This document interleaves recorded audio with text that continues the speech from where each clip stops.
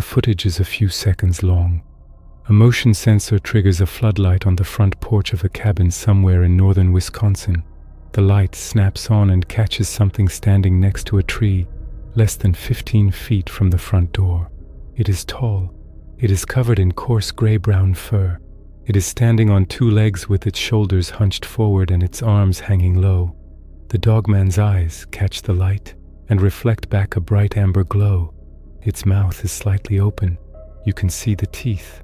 For about 2 seconds, the dogman holds that position, frozen in the sudden brightness, staring directly into the camera with an expression that looks more like annoyance than fear. Then it moves. The dogman lunges forward toward the lens, and its mouth opens wider, showing thick canine teeth and dark gums. The image blurs as the dogman shifts its weight. Then the frame goes white with motion blur as it turns and bolts from the light. But that is not where the footage ends. A second camera mounted on the side of the cabin picks up what happens next. This one is black and white, infrared, lower resolution. It shows the wooden wall of the cabin on the right side of the frame and the tree line on the left. 2 seconds after the front camera fires, a large shape enters the side camera frame. The dogman is running on all fours now, low to the ground, moving fast along the side of the cabin toward the forest. Its body is a blur of fur and muscle, arms and legs working together in a galloping stride that covers ground, faster than anything that size should be able to move. It passes the camera in under a second.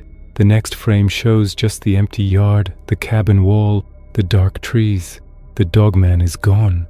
The whole thing, both clips combined, is maybe 7 seconds of footage, and I personally think it is some of the most unsettling dogman evidence I have ever come across on this channel. So before we get into the full story behind this footage, make sure you hit subscribe and drop a comment letting me know where you are watching from. I have been covering dogman encounters for a while now, and this one hit me differently because of how long the buildup was before the camera ever caught anything. This was not a random encounter in the woods. This was weeks of escalation on someone's own property. Thanks. The story starts in the fall of 2021 when a retired firefighter from Milwaukee relocated full-time to a cabin he had purchased 3 years earlier in the Chequamegon-Nicolet National Forest region of northern Wisconsin. The property was 40 acres of mixed hardwood and pine backed up against thousands of acres of state forest land. The cabin was small but solid, built in the late 70s by a local logger who had spent decades working those woods. The property had been on the market for a long time before the firefighter bought it, priced well below comparable land in the area. The real estate agent had mentioned that the previous owner left abruptly and did not negotiate on price. The firefighter wanted quiet. After 26 years responding to calls in one of the busiest firehouses in the city, he wanted a place where the only sounds were wind and birds and the occasional crack of a branch in the forest. The cabin had everything he needed: well water, a wood stove, a generator for backup power, a gravel road that connected to the county highway 6 miles south. He moved in with his 2 German shepherds and planned to spend his retirement hunting, fishing, and not thinking about anything that burned. The first 2 weeks were exactly what he expected. He split wood during the mornings and hiked the property in the afternoons, getting a feel for the terrain. The dogs ran free and seemed happy. Deer moved through the property regularly. He saw turkey, grouse, raccoons at the garbage bins, and a black bear once at the edge of the tree line that turned and ambled away without concern. Normal Wisconsin woods, normal animal activity, nothing unusual at all. Then the dogs changed. It started on a Tuesday night in mid-October. Both German shepherds had always slept on the porch, even in cold weather. They were working dogs, trained and confident, not the kind of animals that spooked easily. That Tuesday night he heard them whining at the cabin door. Not barking, whining.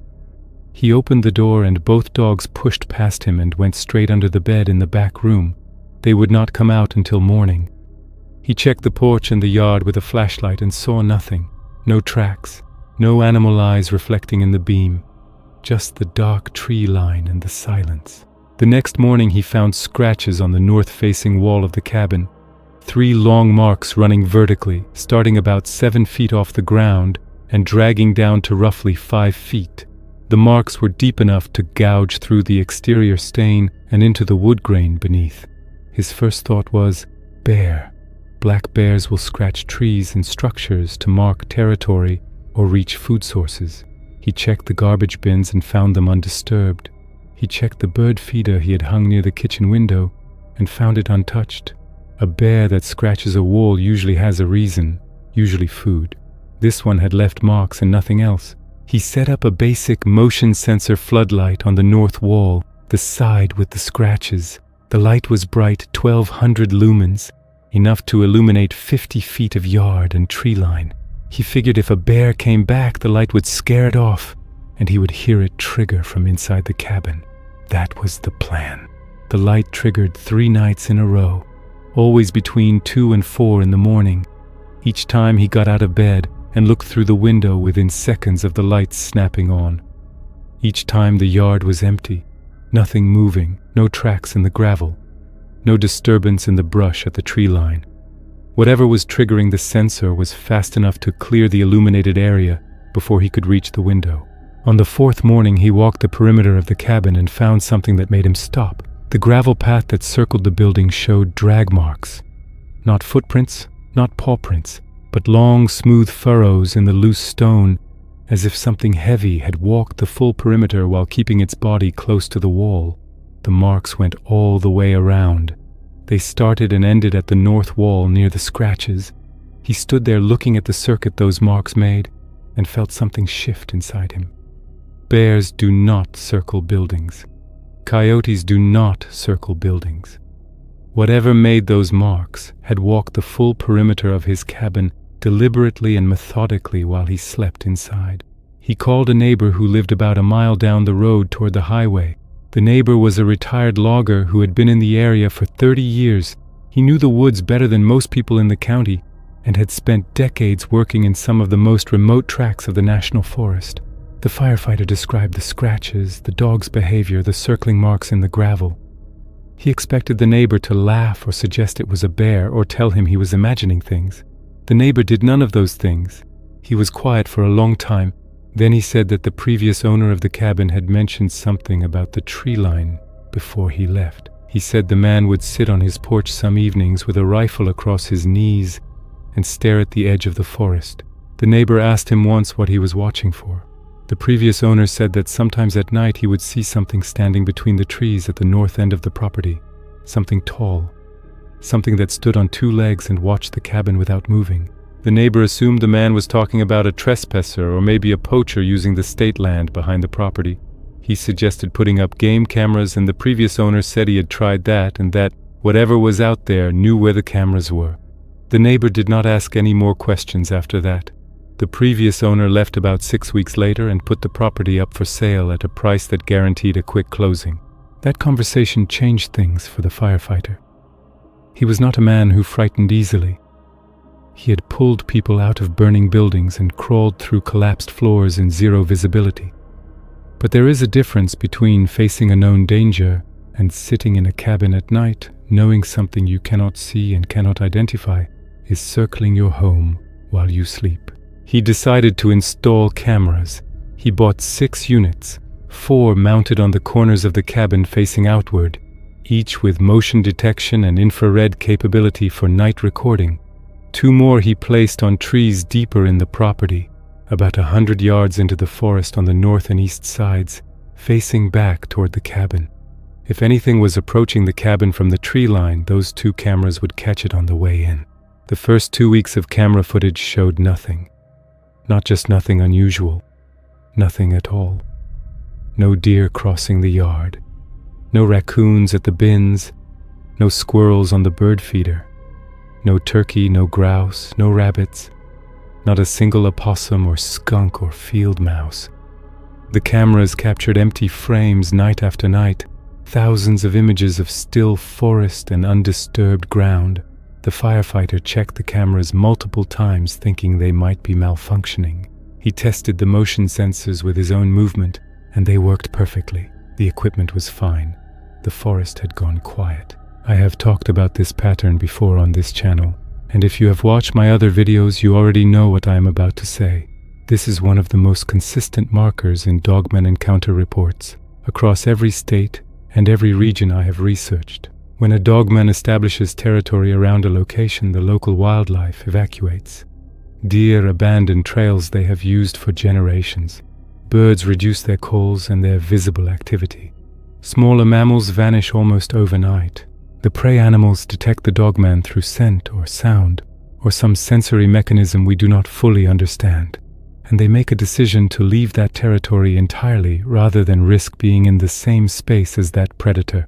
It is the same instinct that makes birds go silent when a hawk passes overhead, but scaled up to an apex predator that apparently terrifies everything else in the forest food chain.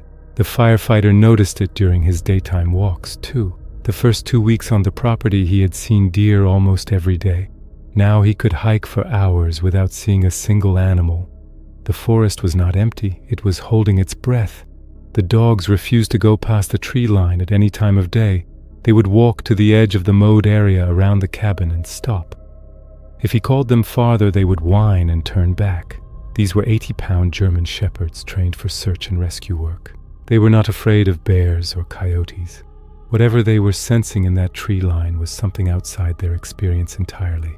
On night 9 of the camera installation, one of the tree-mounted units captured a brief motion blur at the far right edge of the frame. The firefighter almost dismissed it. It was a single frame of something light-colored, moving fast between two trunks, maybe 60 yards from the camera. Could have been a deer. Could have been a branch moving in the wind. He saved the clip but did not think much of it. On night 12, the cabin-mounted camera on the north wall recorded audio that changed his mind. The motion sensor triggered at 2:38 in the morning, but the camera captured no visible movement. What it did capture was sound. A low vocalization that lasted about 11 seconds. It was not a coyote howl. It was not an owl. It was not any sound he could match to an animal he knew. The vocalization was deep and resonant, almost like a moan, but with a guttural quality that vibrated in the low register.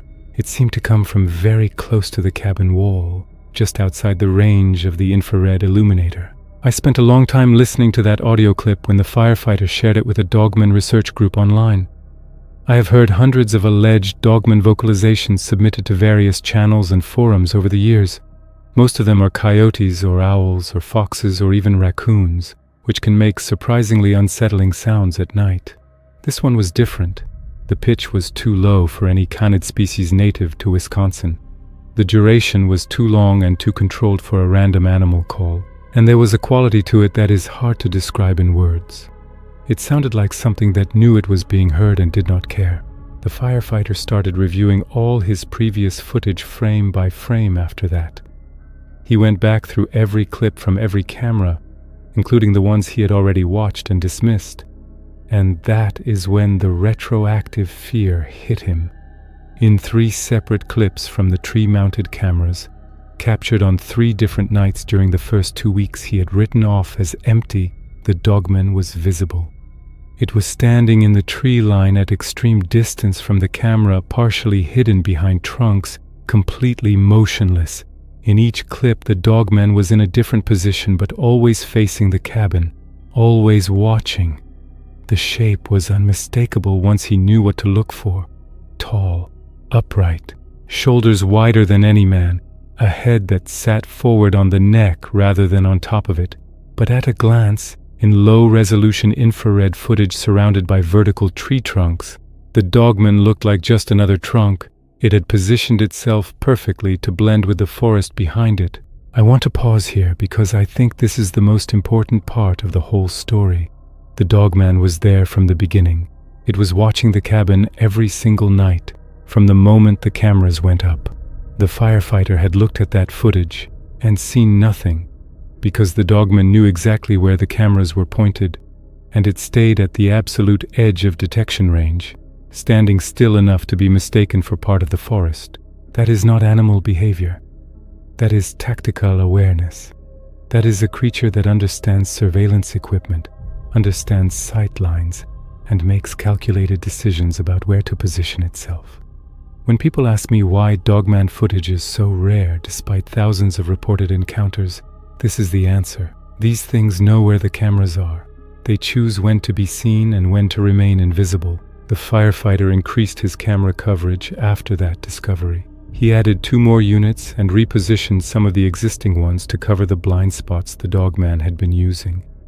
He started leaving the porch light on all night. He kept a rifle by the bed and a spotlight within arm's reach. The dog still would not go outside after dark. He was not sleeping well. Every sound woke him. Every creak of the cabin walls in the cold made his heart rate spike. He was a man who had spent his career walking into danger on purpose, and now he was lying awake in his own home because something was outside that he could not fight with any tool he owned. The escalation continued through the rest of October and into November. The scratches appeared again, this time on the east wall. Same pattern. Vertical gouges starting around 7 feet and dragging down. The garbage bins were knocked over on 2 separate nights, but they were not torn apart the way a bear would do it. They were tipped carefully, almost gently, and the lids were removed and set aside. The contents were spread out on the ground in what looked like an organized fashion, as if something had gone through the garbage piece by piece looking for specific items. That detail bothered the firefighter more than the scratches. Bears rip and scatter. Raccoons dig and tunnel. Whatever went through his garbage used what appeared to be hands and made deliberate choices about what to examine. One morning in early November, he found a dead raccoon on his front porch. It had not been eaten. It had not been mauled or torn apart. It was simply dead, laid flat on its side in front of the door, with no visible marks on it. The neck appeared to have been broken cleanly. The body was positioned almost neatly, centered in front of the door as if placed there with intention rather than dropped randomly. He stood on the porch looking at it for a long time before he moved it. Something about the placement bothered him on a level he could not fully articulate. It was too deliberate, too precise. A predator killing for food does not carry its catch to a human doorstep and set it down gently. A scavenger does not break a neck without leaving tooth marks. I have heard reports like this from other Dogman encounter cases, and it is actually more common than people realize. A woman in Michigan I covered on this channel a while back found a deer leg placed on her back deck 3 separate times over the course of a month. A hunter in the Upper Peninsula found the carcass of a coyote hung from a branch near his tree stand, which I personally think is one of the more disturbing details I have come across in this line of research. Some investigators believe the placement of dead animals near a home is a territorial message, a way of saying I own this space and everything in it, including the things that die here. Others think it might be a kind of offering, a crude attempt at establishing some form of communication. I personally think it is something closer to intimidation. The Dogman was showing him what it could do and how easily it could reach his front door without triggering a single alarm. Around the same time the dead raccoon appeared, the firefighter noticed something else. The motion sensor floodlight on the north wall had been turned. Not knocked loose or shifted by wind. The housing had been rotated on its mounting bracket so that the sensor faced upward toward the roof overhang instead of outward toward the yard. It would still activate from a heat signature directly below it, but it would no longer detect anything approaching from the tree line at a distance. Someone or something had reached up and deliberately adjusted the light to reduce its effectiveness. The bracket was at a height of about 9 feet. The bolts were not loosened. The housing had been turned by hand against the friction of the mount. That requires grip strength and fine motor control. It requires hands. The footage that everyone has now seen was captured on the night of November 14th. The firefighter had repositioned the front porch camera to cover a wider angle after discovering the dead raccoon. He had also installed a new motion-activated floodlight directly above the camera, synced to the same sensor so that the light and the recording would trigger simultaneously. The idea was simple. If something got close enough to trigger the sensor, the floodlight would illuminate it, and the camera would capture a clear image in full light, rather than just infrared. He told the research group that he almost did not install the floodlight that day because the temperature had dropped below freezing and his hands were stiff and clumsy on the mounting bracket. He spent over an hour getting the angle right, testing the sensor range, making sure the light and the camera triggered at exactly the same moment. That hour of work in the cold is the reason the footage exists. That is exactly what happened. At 3:11 in the morning, the sensor activated. The floodlights snapped on and flooded the front yard with white light. The camera started recording, and there it was. The Dogman was standing beside the large oak tree next to the front porch, less than 15 feet from the door. It was facing the camera directly. The footage shows the Dogman frozen in the sudden light, caught in a crouch with its arms hanging forward and its legs bent at the knee. The posture was not casual. The Dogman was not standing upright the way a person would stand. It was bent at the waist with its center of gravity pitched forward over its toes, shoulders rounded, head thrust ahead of the body on a thick neck. It looked coiled, ready to move in any direction. The fur covering its body was thick and coarse, gray-brown on the back and lighter on the chest and inner arms. The head was large and distinctly canine, with a pronounced snout, pointed ears angled slightly forward, and a heavy brow ridge over the eyes. The Dogman's eyes reflected the floodlight in a bright amber glow that looked almost metallic. Its mouth was slightly open, showing the upper canines. Saliva caught the light on the lower lip. For about 2 seconds, the Dogman held completely still. That freeze response is something I have seen described in dozens of encounter reports. The Dogman does not immediately flee when surprised. It holds position and assesses. It calculates. In those 2 seconds, you can see the Dogman's eyes tracking the camera, looking directly at the lens with what I can only describe as recognition. It knew what the camera was. Then the Dogman moved. It lurched forward toward the camera, and its mouth opened wider. The frame captures a clear image of the Dogman's full face, head on, jaws apart, showing rows of thick teeth and dark gums. The canines are long and curved slightly backward. The nose is broad and black. The eyes in this frame are narrowed, almost squinting against the light. The expression is not fear. It is aggression. For one frame, the Dogman looks like it is about to charge the camera. Then the image blurs. The Dogman pivots and turns from the light in a single explosive motion. The camera catches a wash of fur in motion as the Dogman spins and drops to all fours.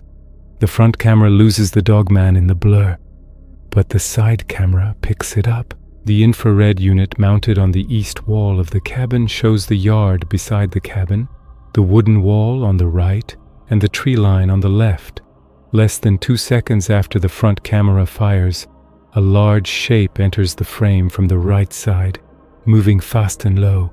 The Dogman is running on all fours now. The posture is completely different from the upright stance caught by the front camera. On 4 legs, the Dogman moves like a wolf, but scaled up massively, with a loping gallop that eats ground with terrifying efficiency. Its body fills most of the frame as it passes.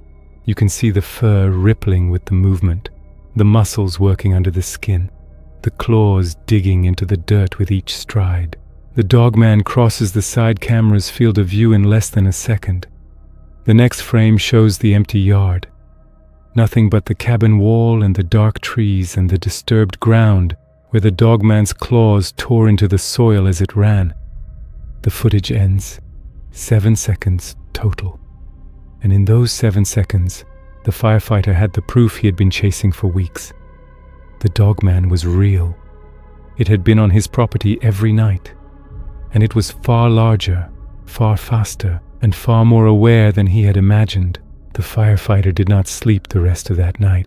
He sat in the cabin with every light on and his rifle across his lap, and he watched the footage over and over on his phone. The dogs pressed against his legs and did not move. In the morning he walked the yard and found fresh Dogman tracks in the dirt near the oak tree, where the front camera had caught it standing. The prints were deep impressions, 5-toed with heavy claw marks at the front. The stride length from the side of the cabin where the Dogman had run on all fours was over 6 feet between impacts. He measured the scratch marks on the oak tree itself and found fresh gouges at a height of nearly 8 feet. I have looked at those measurements and compared them to other documented Dogman encounters from the Wisconsin region. They are consistent. The Sheka-Megan Nicolay National Forest sits in a corridor that runs from the Beast of Bray Road territory near Elkhorn in the southeast, all the way up through Sawyer and Ashland counties in the northwest.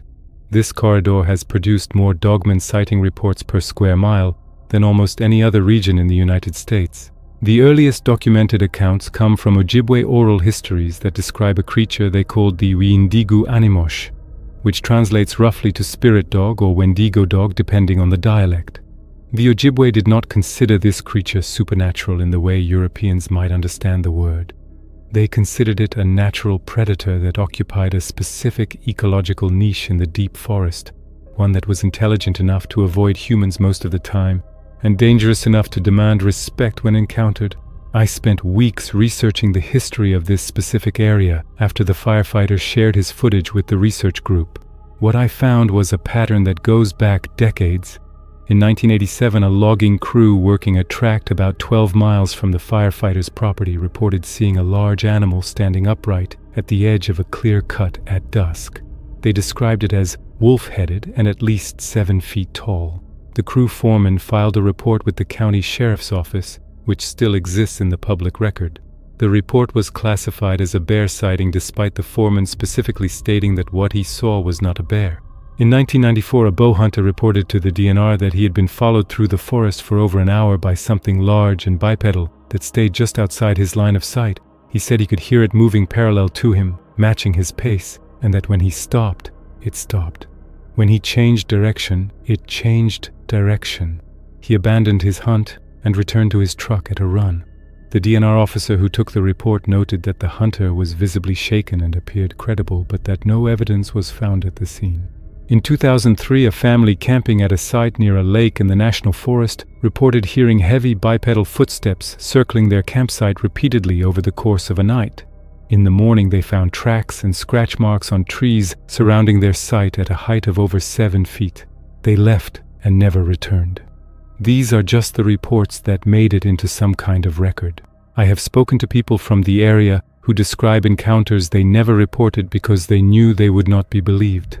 The pattern is always the same. The Dogman watches first. It circles. It establishes its presence gradually through signs and sounds. And then, if the person does not leave, it escalates. That escalation pattern is exactly what the firefighter experienced. The Dogman had been on the property since before he installed cameras. It had been watching from the tree line, scratching the walls, circling the cabin, going through the garbage, leaving dead animals on the porch. Each action was a step up from the last. Each one brought the Dogman closer to the cabin and made its presence harder to ignore. The night the footage was captured, the Dogman was 15 feet from the front door. It was not passing through. It was not hunting. It was standing next to the house in the middle of the night, watching the building where a human slept. The firefighter shared his footage online about 3 weeks after capturing it. He posted it to 2 different forums under a username that could not be traced to him. The response was split in the way these things always are. Some people immediately called it fake. Some people pointed out details in the footage that they said proved it was a person in a costume. Others analyzed the proportions, the joint angles, the speed of the Dogman's movement on all fours, and concluded that what the video showed could not be replicated by a human in any kind of suit. I have gone through that footage frame by frame more times than I can count, and I will give you my honest opinion. I do not think this is a costume. The way the Dogman transitions from a bipedal stance to a quadrupedal run is seamless. There is no hesitation, no awkwardness, no visible mechanism. A person in a suit cannot drop to all fours and immediately achieve a full galloping stride at that speed. The biomechanics do not work. The shoulder and hip proportions visible in the side camera footage are wrong for a human frame even with padding or prosthetics. The joint articulation in the hind legs as the Dogman runs shows a digitigrade foot structure, meaning it runs on its toes with the heel elevated, which is how canines and wolves move, but not how humans move even on all fours. There is also the matter of the transition speed. The front camera shows the Dogman upright at frame 1. By frame 3 it is already pivoting. The side camera picks it up less than 2 seconds later at full quadrupedal sprint. A human in a costume would need to physically get down onto all fours. reposition their hands, shift their center of gravity forward, and then begin moving. That takes time. That takes visible effort.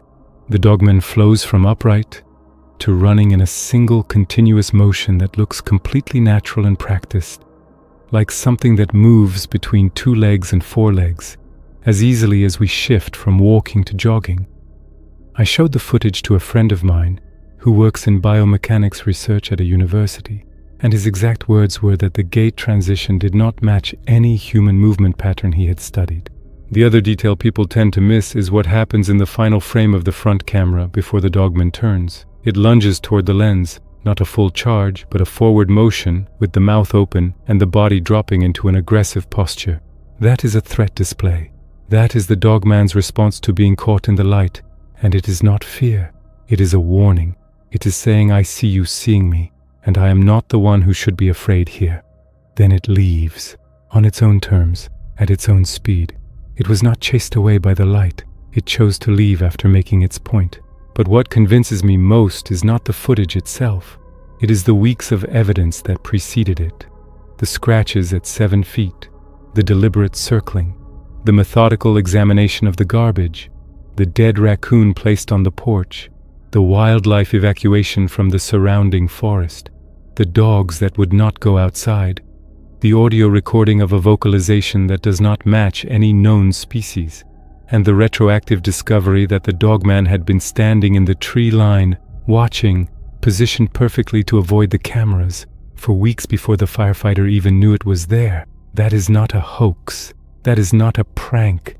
That is a pattern of behavior that is consistent with every credible Dogman encounter report I have researched over the years. The firefighter still owns the property. He did not sell it and he did not leave. But he told the research group that he never sleeps through the night anymore. He checks the cameras every morning before he leaves the cabin. The dogs still will not go past the tree line. The scratches appear occasionally on different walls, never the same one twice in a row, as if the Dogman is rotating its approach to keep him guessing. The cameras capture occasional motion blurs and distant shapes in the tree line, but nothing as clear as that November footage. The Dogman learned from that night. It learned that the floodlight and the camera were connected. It learned what triggered them and how close it could get without being caught again. It adjusted its behavior. And that is the part of this story that keeps me awake at night when I think about it. This is not a dumb animal operating on instinct. This is something that observed a piece of technology, got caught by it once, analyzed what happened, and changed its tactics to avoid being caught again. That is problem solving. That is adaptation. That is intelligence of a kind that we do not have a framework for. We have never had to account for a large terrestrial predator that can think strategically and modify its behavior based on experience with human technology. We are not prepared for that. Our cameras are designed to catch animals that do not understand they are being filmed. Our security systems are built to deter intruders who follow predictable patterns. The Dogman does not follow predictable patterns. It watches, it learns, it adapts, and it decides for itself when and whether to be seen. I want to talk about something else that came out of this case that I think is important, and that has not gotten enough attention in the discussions around this footage. After the footage went public on the forums, several other people from the Czech-Omega-Nikolai area reached out to the firefighter privately through direct messages. 3 of them described experiencing nearly identical escalation patterns on their own properties over the past decade. One was a couple who built a retirement home on 20 acres about 8 miles from the firefighter's cabin in 2016. They described scratches on their garage wall, their 2 Labrador retrievers refusing to go outside at night, and a series of vocalizations recorded on a baby monitor they had left near a window. They moved back to Green Bay after 2 years and listed the property at a loss. Another was a seasonal hunter who maintained a small cabin on leased forest land and found his cameras repeatedly repositioned or turned off over the course of 3 hunting seasons. He assumed it was vandalism until he set a hidden camera watching one of his visible cameras and captured footage of a large, dark figure approaching the camera at night and physically turning the housing away from the tree line.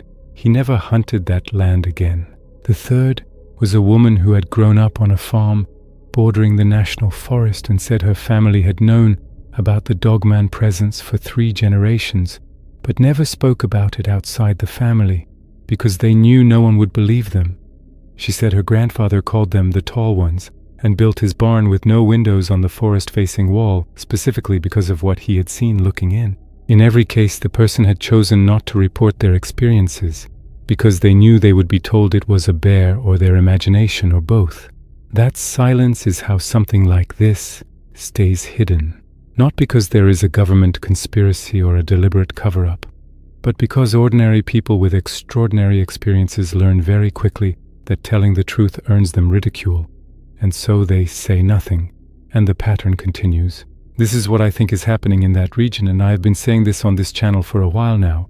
We are not dealing with isolated Dogman sightings. We are dealing with a population, a breeding population of Dogman creatures that has established territory across a vast stretch of northern Wisconsin forest. They are intelligent enough to avoid detection under normal circumstances. They are territorial enough to monitor and intimidate humans who move into their range. And they are numerous enough that multiple property owners in the same general area can experience the same behavioral patterns independently over a period of years. The Ojibwe knew this. Their stories did not describe the Dogman as a rare or mythical creature. They described it as a known part of the ecosystem, something that had always been there, something you learn to coexist with by respecting boundaries and paying attention to the signs. The elders spoke of the creature in practical terms, the same way they spoke about bears or wolves. You did not hunt it. You did not seek it out. You acknowledged its territory, and you did not build where it lived. The colonization of northern Wisconsin by European settlers in the 19th century pushed logging operations deep into old-growth forest that had been Dogman territory for centuries. The Ojibwe warned the logging camps. The logging camps did not listen, and the encounter reports from that era, the ones that survived in diaries and local newspaper archives, describe exactly the same behavioral patterns that the firefighter experienced 150 years later. Scratches on bunkhouse walls, livestock killed without being eaten, loggers followed through the forest by something large and unseen, equipment damaged in ways that suggested hands rather than claws. I actually drove up to that area of Wisconsin last year after I first heard about this case. I spent 3 days talking to locals, visiting the general area where the firefighter's property is located, and walking some of the forest trails in the national forest. I did not see a Dogman. I did not expect to. I did. But I talked to a bartender in a town nearby who told me without prompting that he does not drive certain roads after dark and has not since he was a teenager. He would not say why. He just shook his head and changed the subject. I talked to a woman who runs a bait and tackle shop who said that every few years someone comes in looking shaken and asks if anyone else has seen something strange in the forest. She said it happens enough that she stopped being surprised by it. These are not people looking for attention. These are ordinary residents of a small Wisconsin community who have quietly accepted that something lives in their woods that does not appear in any field guide. The signs are the same now as they were in the Ojibwe stories. When the deer stop coming through your property, pay attention. When your dogs refuse to cross a certain line, pay attention. When you hear something at night that you cannot identify, do not tell yourself it was the wind. And when you check your cameras and see nothing, look again. Look at the tree line. Look at the spaces between the trunks. Look at the shapes that are too still and too straight to be trees. Because the Dogman might already be there, standing in the dark, watching your cabin, counting your cameras and deciding what to do next. The firefighter told the research group one thing that I cannot get out of my head. He said the worst part was not the footage. The worst part was not the scratches or the dead raccoon or the sounds at night or the floodlight that something twisted on its mount with hands that should not exist. The worst part was going back through those first 2 weeks of camera footage and realizing the Dogman had been standing in the tree line every single night, watching his cabin from the darkness, and he had looked right at it and not known what he was seeing. He had been alone in the woods with this thing for weeks, walking his dogs past the tree line where it stood, hiking through forest where it followed, splitting wood in the yard while it watched from 60 yards away behind the trunks. He told the group that the night he discovered the Dogman in the old footage was worse than the night he captured it on the floodlight camera, because the floodlight footage showed him what the Dogman looked like, but the old footage showed him what the Dogman had been doing the entire time. It had been patient. It had been careful. It had studied his routines, learned his schedule, identified every camera angle, and chosen its position each night with precision. It was never random. It was never careless. And it was never afraid of him. Not once. He got proof that night in November, but the Dogman had been watching him since the day he moved in, and for all he knows, it is watching still. For more stories like this, consider subscribing.